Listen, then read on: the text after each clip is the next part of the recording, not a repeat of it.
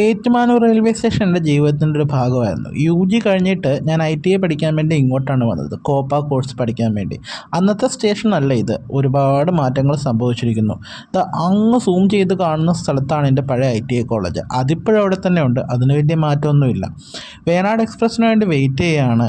അതുമായിട്ട് തൃപ്പൂണിത്തുറയിലോട്ട് പോകണം. കയ്യിലൊരു വലിയ ബാഗേജ് ഉണ്ട്, അതിൽ ബാക്കിയുള്ള കുറേ സാധനങ്ങളുണ്ട്. അങ്ങനെ ഞാൻ വെയിറ്റ് ചെയ്തിരിക്കുകയാണ്. മുഖമൊക്കെ ആകപ്പാട് ഡള്ളാകാൻ തുടങ്ങിയിട്ടുണ്ട്. ബർത്തിലാണ് കയറിയിരുന്നത്, അതുകൊണ്ട് വെളിയിലത്തെ കാഴ്ചകളൊന്നും കാണാനൊന്നും പറ്റിയില്ല.